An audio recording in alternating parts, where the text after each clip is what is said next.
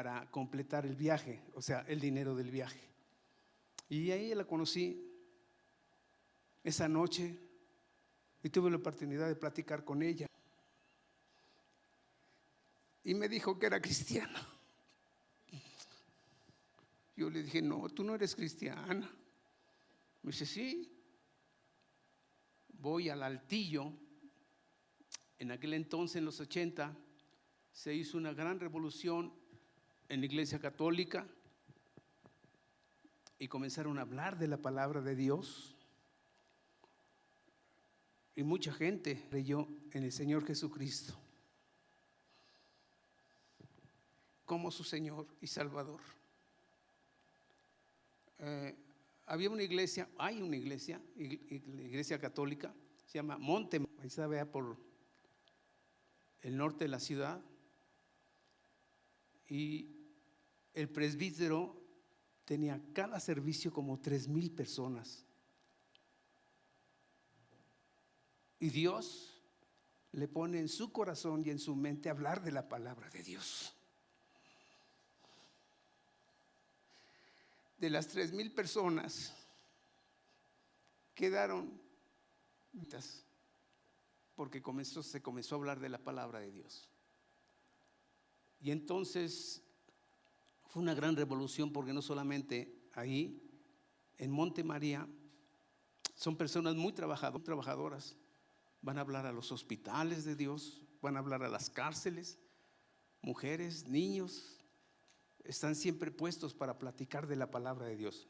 Monte María. Y ella recibe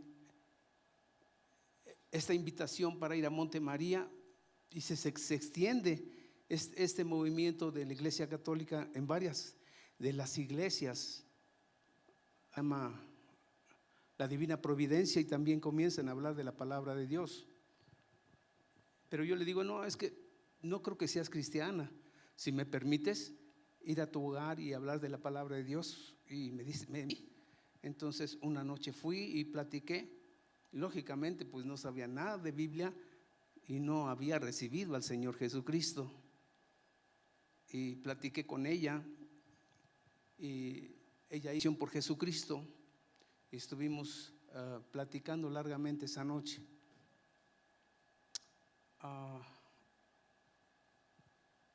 Me da su tarjeta de presentación. Yo me regreso a mi casa y me comienza a darle un dolor terrible en el estómago. Hasta las 6 de la mañana que le hablo por teléfono porque me encontré su tarjeta. Y le digo, hazme un favor, pasa por mí, yo ya no puedo, me está doliendo mucho el estómago. Y le dije dónde vivía. Ella llegó en su carro y salí de la casa a rastras y me puso en su carro y me llevó al sanatorio. Yo no sé cómo Dios actuó. Y tenía peritonitis. Yo no sé cómo fue que me llevó a la clínica del Seguro Social y ahí me operaron, me regañaron porque era demasiado tarde y yo ya lo que quería o que me mataran o que me operaran o cualquier cosa. Me operan y entonces yo quedo en el hospital 1 mes y medio y ella va al viaje a Jerusalén y cuando regresa todavía yo estoy en el hospital, pero ella gozosa de haber ido a ver de la Galilea y de haber andado por las calles que anduvo el Señor Jesús, gozosa y feliz. Entonces me invita a su casa y yo continúo platicándole de la palabra de Dios, pero al Espíritu Santo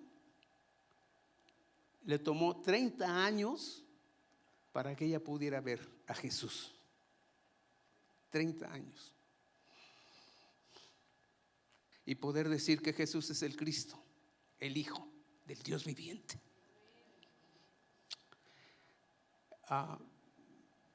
Posteriormente me caso con ella. Fue hermosísimo toda esta situación. 30 años estuve con ella. Gracias, Dios, gracias.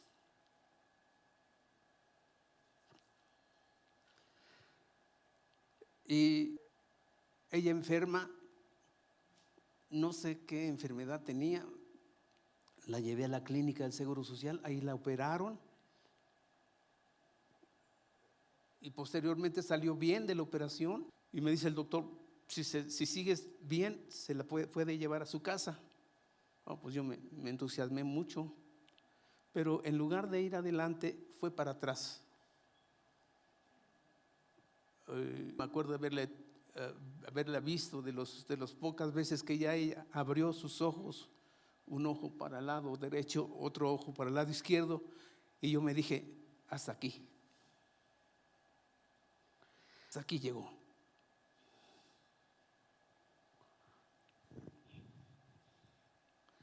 Pero yo la tomaba de su cabeza y con mis labios me acercaba al lado izquierdo y le cantaba: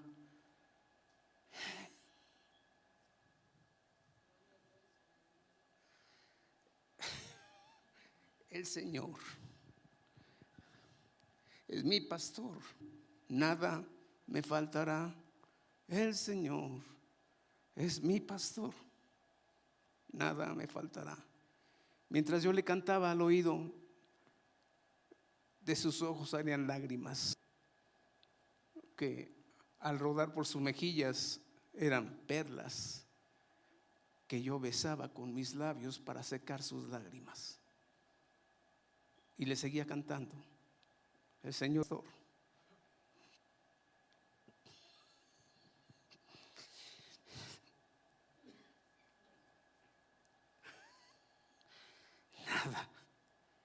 Nada me faltará. Y seguía llorando. Y yo la tomaba con mi mano derecha, le tomaba su cabeza, me acercaba a su oído y le cantaba: el Señor está contigo, no tengas miedo. Y lloraba. Y yo besaba esas lágrimas hasta que finalmente murió. Tuve el gozo, porque Dios así lo quiso, nos dio la oportunidad de ir a Europa, y me confesó que yo le había gustado a ella porque tengo la mirada de la guadalupana. Si me ven de cerca, la mirada la tengo como la guadalupana. Ay, no puede ser. Es la primera vez que le agradezco a la guadalupana un favor. Ay. Y entonces tomaba yo su cabeza y le cantaba al oído que el Señor es nuestro. Eso me dio mucho gusto. Nos dio la oportunidad entonces de ir a Europa, y en Florencia, ahí en Italia, le platicaba yo que había sido uno de Dios muy famoso porque entregaba su vida al Señor Jesús. Se llamó Jerónimo Savonarola. En el domo de ahí de Florencia, que es la iglesia, le decían el pico de oro, porque metía todos los domingos alrededor de 3,000 o 3,500 personas cuando él predicaba. Pico de oro, Jerónimo Savonarola, un hombre de Dios. Entonces, saliendo del domo donde fuimos a visitar, venía yo caminando con ella en las calles y decía: mira, esta es la iglesia de Jerónimo Savonarola. De repente se cayó, pues la levanté y le digo: si aquí no es el camino a la guadalupana para que te vayas a ir de rodillas, levántate, aquí estamos en Florencia.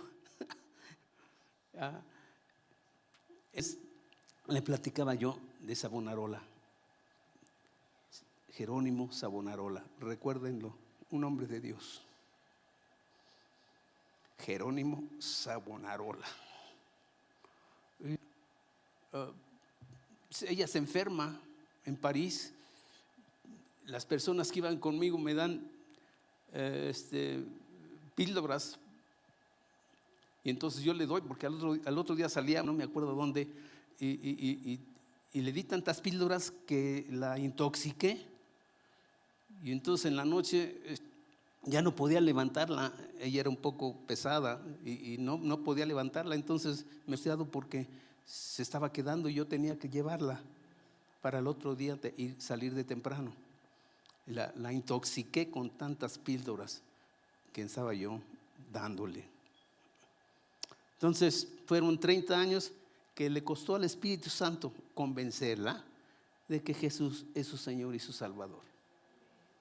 Pero gracias a Dios, yo sé que ahora ella está en lugares celestiales. Y me complazco, me da mucho gusto porque Dios me utilizó para salvar esa alma que al final fue mi esposa, y me da mucho gusto, mucho, pero mucho gusto tener la oportunidad de servirle a Dios. Esta es una obligación, decir por todo el mundo y predicar el Evangelio. Platíquenles a las gentes de lo que yo soy. Bautícelas en el nombre del Padre y del Hijo y del Espíritu Santo, y yo estaré con vosotros todos los días hasta el fin del mundo. Lo que nos toca a nosotros es platicar, lo que nos toca a nosotros es trabajar para eso. Hay un himno muy bonito que dice: yo quiero trabajar para el Señor, confiando en su palabra y en su amor. Quiero yo cantar, llorar y ocupado siempre estar en la del Señor. Y yo le doy gracias a Dios, muchas gracias a Dios, porque me dio la oportunidad de platicar con ella de Jesús, y yo sé que está con Él, y eso me da bien gusto. Yo me quedo en el hospital un mes y medio me quedo en el hospital, y me dicen al otro día de estar operado que yo tenía que caminar. Pues me puse a caminar por todo el hospital, pero no sabía que yo que tenía la herida abierta, porque dije: no, yo quiero ir a Jerusalén, pero no me había dado cuenta que tenía una herida ahí de 15 centímetros. Pero yo corría porque quería estar y quería ir al viaje, pero algo dentro de mí me decía que no iba a ir, y no fui. Pero quiero tener un viaje mejor a la patria celestial que ir a Europa. Y es hermoso porque durante esa enfermedad terrible para ella que la llevó a la muerte, yo seguía hablando de la palabra de Dios con ella, y llegaron varios hermanos de la iglesia y hermanas que le querían orar con ella y cantar. No la vi morir, porque en esos momentos estaban unas hermanas orando por ella. Cuando ellas salen, me dicen que acaba de morir. Me dio mucho gusto.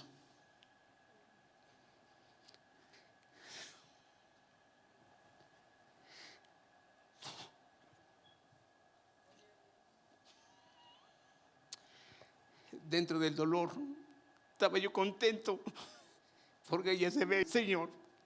El Señor le quitó el aliento y yo feliz. Yo sé que ella está allá con Él. Y como dice: no me digas adiós, sino hasta luego, porque yo estaré allá en el cielo. Y ellos están, como decimos aquí, están mejor que bien. Así es que este ministerio de Consuelo de Dios, mis hermanos, hermosísimo. Consuelan miles de almas y de corazones. Qué buen ministerio que Dios les puso en su corazón. Me pongo de pie, aunque estoy de pie, pero soy enano. No crean que no estoy de pie. Pero así fue la vida que yo tuve con María de la Luz Otes Castillo, y quería platicarles de esta vida junto con ella. Gracias, mis hermanos, gracias.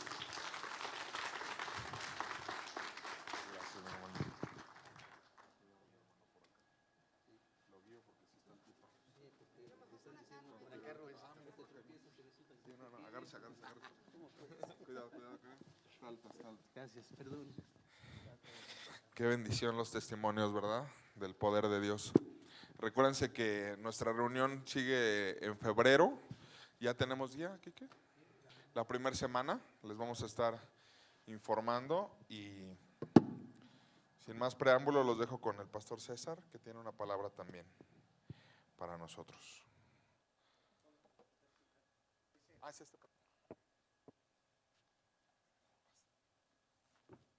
Muy buenas tardes. Es un gusto estar con ustedes el día de hoy y compartir lo que el Señor está haciendo tanto en la vida de ustedes como en la mía, porque yo siempre he dicho que el consuelo de Dios es una retroalimentación. Todos los que pasamos aquí o los sentados estamos siendo alimentados y retroalimentamos a otros también con lo que recibimos, así que siempre es un aprendizaje estar aquí. Yo quiero compartirles algunos principios. Siempre Dios tiene planes que hacen que recuerdes esos principios y que los retomes. Estuve a mediados de diciembre en un hospital y estando en la sala de espera, tuve la oportunidad de ver una revista médica y vi un artículo que me llamó la atención, que le compartiré muy poquito en el desarrollo de la lección de hoy. Pero ahí Dios trató conmigo y me regresó a unos principios que hoy le quiero transmitir. Hace tiempo leí un libro del escritor C.S. Lewis. Dice usted, ¿quién será? Bueno, C.S. es conocido como el escritor de las Crónicas de Narnia. Es un teólogo inglés muy famoso en Europa, no tanto aquí, pero en Europa sí. Y este escritor escribió un libro, el último en su carrera como un escritor tan prodigioso. Escribió un libro que se llama La Última Batalla.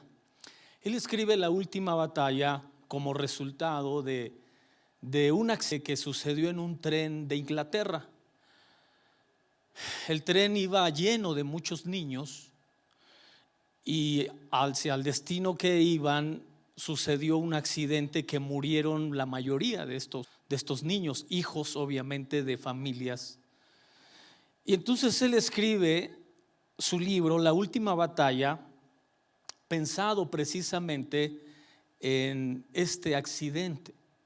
Muchos padres se quedaron sin sus hijos, unos muy pequeños, otros ya más grandecitos, pero finalmente la pérdida y el dolor era el mismo, aunque hoy sabemos la sociedad muchas veces mide los duelos dependiendo del tamaño del ataúd, ¿verdad? A veces la sociedad en su ignorancia o nuestra ignorancia, la sociedad, a veces medimos los duelos del tamaño del ataúd o de la cantidad de hijos o de la forma en la que sucedió el acontecimiento o las en las que pasó.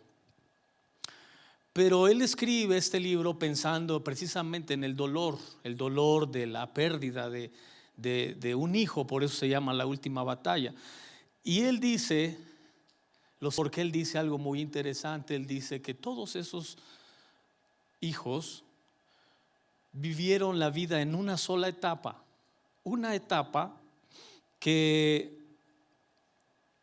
estuvieron viendo solamente la portada del libro. Ellos pasaron la mayor parte de su vida viendo solamente la etapa del libro y nunca entraron a los capítulos reales de la vida. Entonces textualmente dice, hoy ellos acaban de empezar el primer capítulo real de su vida. La verdadera y real historia comienzan a vivirla hoy. Todo el tiempo estuvieron viendo una portada del libro, comienza un capítulo. ¿Vendrán más capítulos a la vida de ellos? Claro, vendrán muchos más como a la nuestra. Pero lo interesante de todo esto es cuando él llega a la conclusión que cuando suceden tragedias como estas, nos surgen muchas preguntas por el dolor, por la aflicción, por el accidente, por los altibajos de la vida. Y cuando leo la historia, cito unos pasajes tanto de Job como de Eclesiastés, Job 3 y Eclesiastés capítulo 6, pero Vayamos con Job capítulo 3, verso 16 y 17. Un libro que precisamente viene del resultado de una tragedia muy grande. Yo le he dicho a usted, este es el hombre que de un solo tajo pierde en su vida todo. Algunos van viendo progresivamente amigos, familiares, seres queridos, compañeros, hijos, economía, salud, etcétera. Pero este hombre es el único que yo conozco en la historia de la humanidad que de un golpe perdió todo: matrimonio, hijos, trabajo, posesiones, economía, salud, todo. Y entonces en el capítulo 3, verso 1, cité 16 y 17, pero en el 1 él dice: después de eso, Job su boca y maldijo su día. ¿Qué puede llevar a un ser humano a maldecir su día? Y luego cito verso 6, 16, porque no fui escondido, ¿por qué no fui escondido como abortivo? Como niñitos que nunca vieron la luz. Vea otra etapa de, me estoy refiriendo al escritor de Crónicas de Narnia, de cómo la vida muchas veces se ve solamente como una portada y no sabemos lo que hay adentro. Y 7, allí los impíos dejan de perturbar y allí descansan los de agotadas fuerzas. ¿Qué está diciendo realmente Job aquí? Job lo que está diciendo es que me encantaría no haber nacido, me encantaría no haber visto todo lo que han visto mis ojos, pasar todo lo que he tenido que pasar. Me encantaría no haber venido a este mundo y ser librado de tanto sufrimiento y de tanto dolor, todos estos males que nos aquejan a los seres humanos. Y luego Eclesiastés capítulo 6, verso 5, dice el escritor así: además, no ha visto el sol y lo ha conocido, más reposo tiene este que aquel. Porque si aquel viviere 1000 años, 2 veces, o sea 2000 años, sin gustar del bien, no van todos al mismo lugar. ¿Qué es lo que está diciendo Salomón aquí?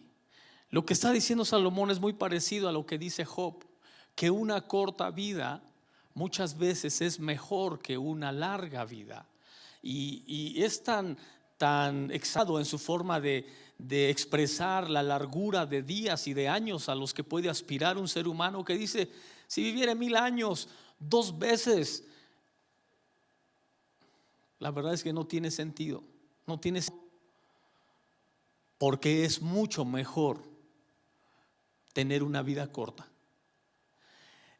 Es cierto que tanto Eclesiastés como Job están hablando en esencia sobre el existencialismo en la vida, cómo los seres humanos vemos el inicio y el fin del desarrollo del ser humano, pero nos deja ver precisamente aspectos fundamentales que nos hacen entender mejor el por qué estoy aquí, el por qué me sucedió lo que me sucedió, el por qué le tuvo que pasar en esa etapa de la vida. ¿Por qué solamente se quedó viendo la portada del libro y nunca profundizó más? Quiero decirle algo aquí muy importante. Me estoy introduciendo con esto porque quiero que aprenda que nosotros, especialmente nosotros, somos familias de cielo y tierra. Diga conmigo: familias de cielo y tierra. Y le voy a decir por qué y se lo voy a mostrar científicamente por qué. Mire que según las TAS, este fue el artículo que le mencioné, se llama Brazos Vacíos. Este artículo, Brazos Vacíos, da una encuesta, unas estadísticas de situaciones que nos ayudan a entender cada vez más esto. Primero, 1 de cada 4 niños de todas las concepciones humanas no llegan a la semana 20 del embarazo. 1 de cada 4, es decir, parte de los que nacen. Y luego cita: durante el embarazo y hasta el día que da a luz mueren casi la 1/4 parte de todos esos hijos. Que hasta puede ser mucho más la estadística, el dato, porque muchas de esas pérdidas no se reportan. Y luego cita también: se calcula que aproximadamente el 50% de las personas nacen mueren sin alcanzar algún grado de madurez en su vida. Es decir, que el bebé no llega a ser niño, el niño no llega a ser adolescente, el adolescente no llega a ser joven, no llega a ser adulto, el adulto no llega a ser maduro, el maduro no llega a ser viejo. Es decir, que el 50% aproximadamente, si no es que un poco más, de las personas nunca alcanzan de todas las etapas de la vida y se van de este mundo sin nunca haberlas alcanzado. Yo le he dado testimonio de que mi padre murió de 60 años, nunca conoció la vejez, porque era un hombre que corría maratón, hombre corpulento, fuerte, y no conoció la vejez como tal. No tenía limitaciones de ningún tipo, ninguna incapacidad de ninguna forma. Como él y como muchas personas no alcanzan la madurez en todas las etapas de la vida. Por eso es que es una realidad que nuestras familias son familias de cielo y tierra. Siempre estaremos compartiendo el cielo y la tierra permanentemente en nuestras familias. Y esto hace que entendamos mejor. Leí en alguna ocasión un testimonio de una pareja que se les murió un hijo de 5 años. Perdieron a su hijo de 5 años y en un viaje de negocios el esposa se diera cuenta, echó en el maletín un par de zapatos de su hijo fallecido, de Michael,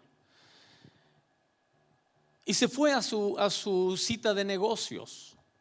Ella nunca se percató de que él llevaba un par de zapatos de un fallecido, pero fue a la orilla de la playa y en la playa marcó las pisadas de esos zapatitos en la arena y luego sus pisadas en la arena, y lo subió al Facebook y dijo: son las pisadas de mi bebé con las mías.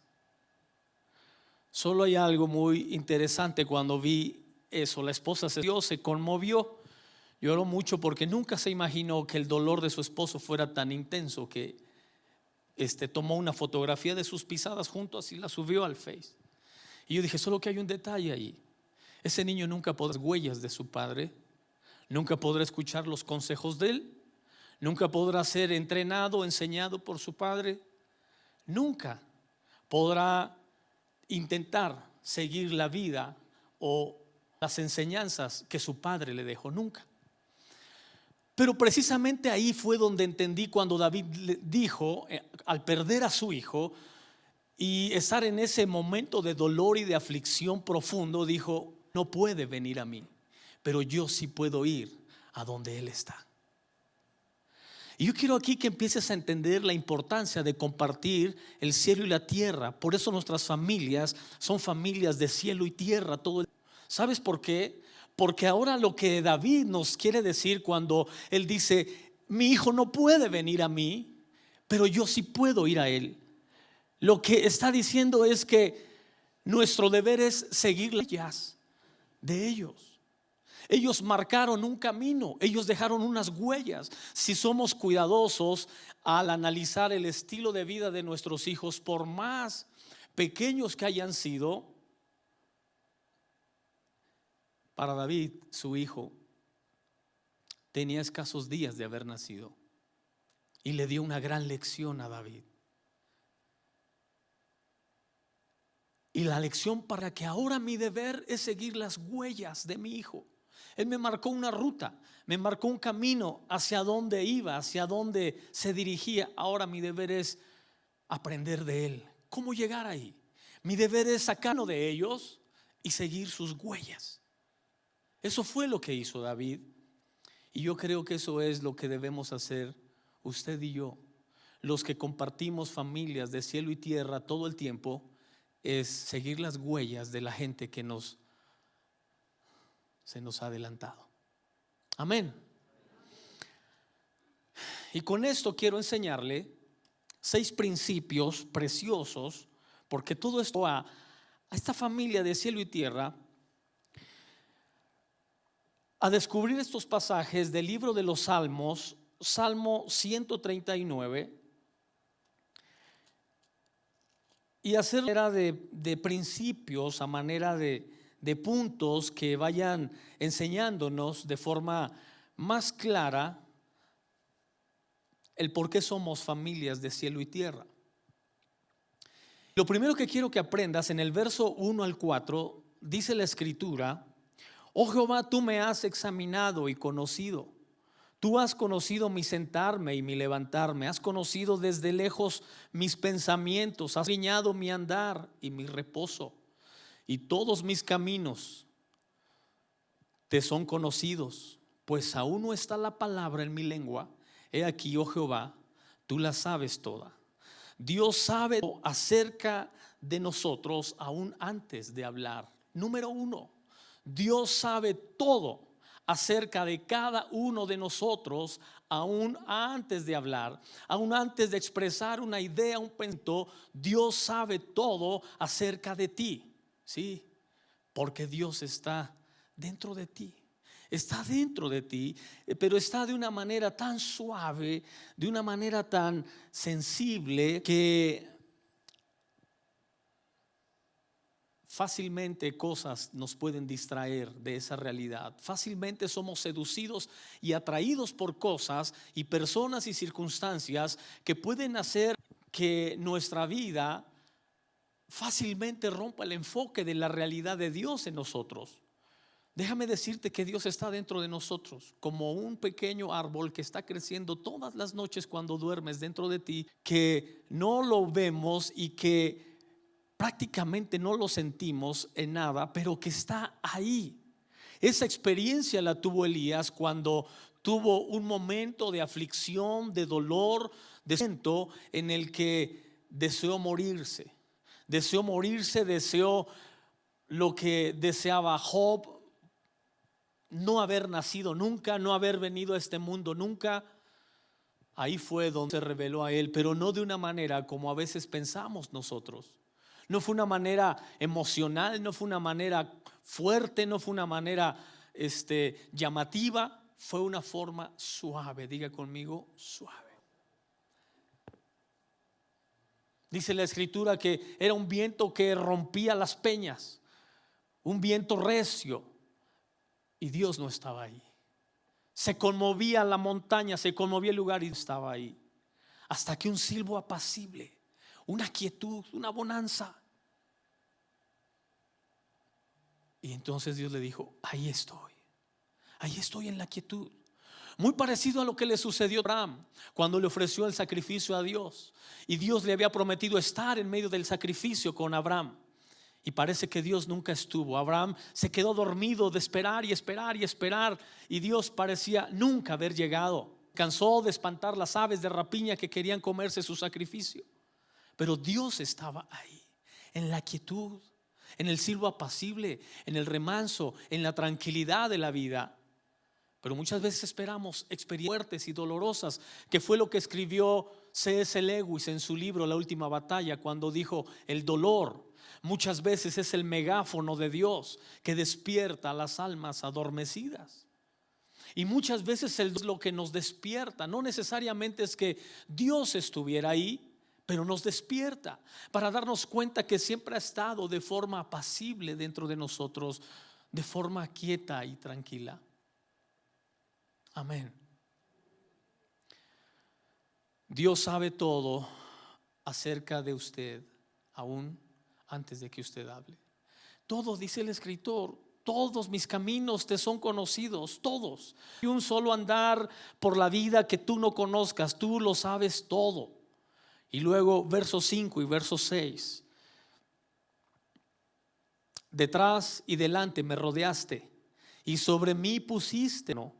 Tal conocimiento es demasiado maravilloso para mí, alto es, no lo puedo comprender. La segunda cosa, o el segundo principio, es que Dios está involucrado en todas las áreas de tu vida, sin importar una de ellas. Dios se involucra en todas las áreas de tu vida, en todos los aspectos. Dice: detrás y delante estás, me has rodeado, acercado. No hay hacia ningún lado, a ningún área en la que me pueda mover en la que tú no estés involucrado. Dios, iglesia, está involucrado de lunes a viernes en nuestra vida, como los domingos de iglesia. Muchos solo sentimos a Dios el domingo y pareciera que de lunes a viernes a Dios le importa tanto tu trabajo como las 2 horas que pasamos en la reunión. Y a veces yo hasta me pregunto, ¿qué haríamos si Dios fuera el supervisor de nuestro trabajo o el gerente?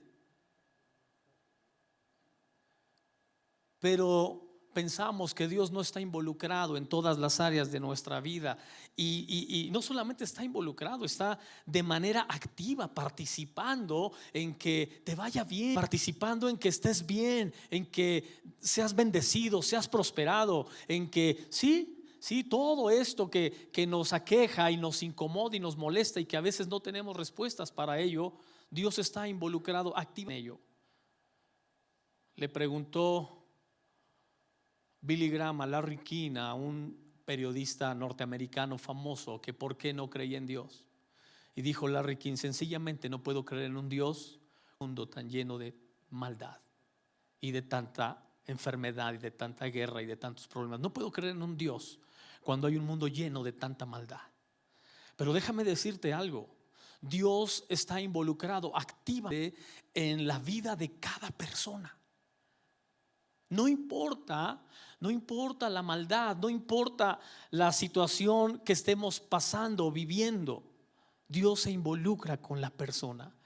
Escucha esa quietud de Dios en su espíritu, en su ser interior. Cuando escucha la voz de Dios en su tranquilidad, cuando ese silbo apacible aparece en tu vida y te haces un tiempo para escucharlo, Dios se involucra contigo. Número 3. Versos 7 al 10. ¿A dónde me iré de tu espíritu? ¿A dónde iré de tu gracia?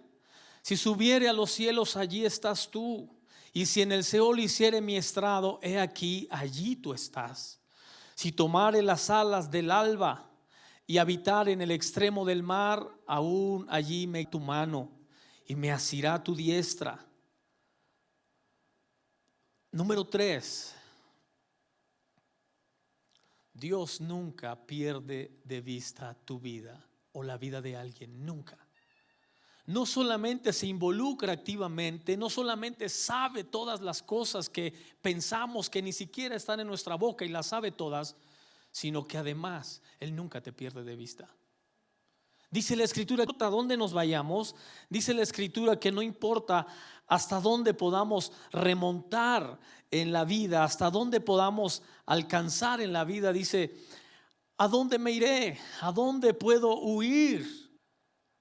¿Hasta dónde puedo alcanzar algo en la vida? El cielo, allí estás tú. Si me fuera a lo más profundo, también. No hay un lugar donde realmente yo me pueda esconder de ti. No me puedo perder de ti. No puedo. Y no importa cuánto el ser humano a veces intenta huir o alejarse de la presencia de Dios, la presencia de Dios en él, y lo seguirá siempre y toda la vida. Hay una historia que cuento sobre un veterinario que iba a fumigar una tienda de abarrotes o un supermercado. Iba a fumigarlo y llevaba en el famoso Volkswagen, en el Volkswagen rojo llevaba unas cajas de galletas envenenadas porque eran para los roedores. Y en el asiento del copiloto ahí llevaba las cajas amontonadas con galletas. Cuando se metió al supermercado y salió para hacer su trabajo, se dio cuenta que el Volkswagen rojo ya no estaba ahí. Y entonces fue a dar parte a la policía y les dijo: me mi coche del supermercado. Y cuando les preguntó el oficial de policía: ¿y qué auto era? Un Volkswagen rojo. Pues un Volkswagen rojo. Le dijo: no es tanto el valor del auto, lo que me preocupa es cajas de galletas envenenadas que si una persona se las come, se puede morir. Entonces eso alertó a la policía y comenzaron a poner letreros en la provincia, la ciudad, empezaron a poner letreros, se busca un Volkswagen rojo, y el ladrón, mientras más veía letreros de que se buscaba el Volkswagen rojo, más huía y más se alejaba y más se apartaba y más se aislaba, y los letreros cada vez iban extendiendo más porque se reportaba que se había visto el Volkswagen rojo en tal parte. Ahí llevaban los letreros y él se iba más y más y más lejos. Es sorprendente que muchas veces de lo que más huimos es de quien más quiere hacernos bien. De quien más huimos es de quien más quiere ayudarnos, sanarnos, bendecirnos. Dice: no importa si te remontares a las estrellas, no importa si te fueres a lo profundo del Seol, no importa a qué alcances en la vida, no puedes huir de mí, no puedes alejarte de mí. Yo estaré ahí y estará ahí siempre para hacernos bien, para bendecirnos, nunca para hacernos daño, nunca para lastimarnos, siempre por nuestro bien estará ahí. Número 4, versos 11 y 12.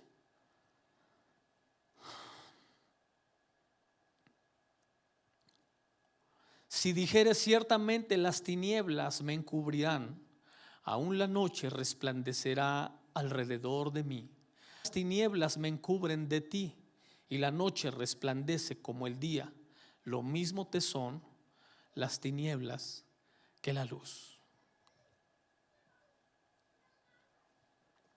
También sé que todos tenemos momentos muy oscuros en nuestra vida. Todos tenemos, bueno, ¿qué decir del pasado? Todos tenemos pasados en nuestra vida oscuros, pero oscuros no solo en el sentido negativo. Hay momentos oscuros en aspectos positivos. Y dice la Escritura: no importa qué tan oscuro pueda ser el momento que esté viviendo, para ti te son lo mismo las tinieblas que la luz, porque nada se puede encubrir realmente de ti. Recuerdo la historia de muy conocido gente, no por algo bueno, sino por algo malo, Richard Nixon, el famoso caso Watergate. Richard Nixon fue un presidente mente brillante, pero que hizo un error en su vida, o posiblemente muchos, pero el que conocemos es el caso Watergate. El señor hace un desvío de fondos federales hacia su campaña y se mete en un problema que la sociedad norteamericana no le pasó. Muy que si esa sociedad fuera la de hoy en día, sin problema él sería presidente. Clinton era presidente y su problema era más delicado que el de Nixon, pero la fibra moral del tiempo de Nixon no era la misma que la del tiempo de Clinton. Y Nixon, cuando no aguanta la presión de la sociedad y lo hacen renunciar a la presidencia, Nixon dice: ¿ves? Sé lo que es dar un paso en la oscuridad. Por primera vez sé lo que es caminar en la oscuridad. Cuando en mi vida siempre supe los pasos que los daba, ahora sé lo que es caminar en la oscuridad de la vida. Entonces Nixon renuncia a la presidencia y es el único presidente de todos los que ha tenido Estados Unidos, cuenta, que no está, bueno, algunos porque no están muertos todavía, ¿verdad? Pero que no está en el panteón de Arlington. Cuando usted va al panteón de Arlington, le van diciendo: esta es la tumba del presidente fulano de tal, y cuando llegan al Nixon se brincan la de Nixon. Y tú le dices: ¿por qué no está Nixon aquí? Porque Nixon, cuando salió de la presidencia, dijo: quiero ser enterrado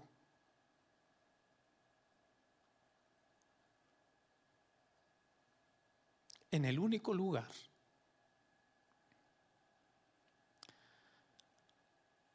donde realmente conocí la felicidad.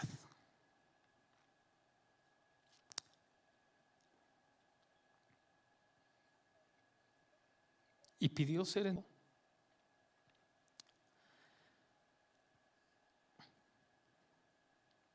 en la casa de sus padres.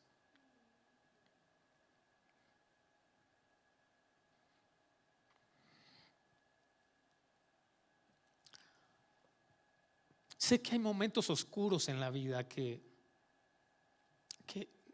no sabes qué sigue, que no sabes qué va a pasar y no sabes por qué estás ahí, pero estás ahí. Y aprendí en ese momento, cuando estudié la historia de Nixon, aprendí que realmente lo importante en la vida no es experiencias.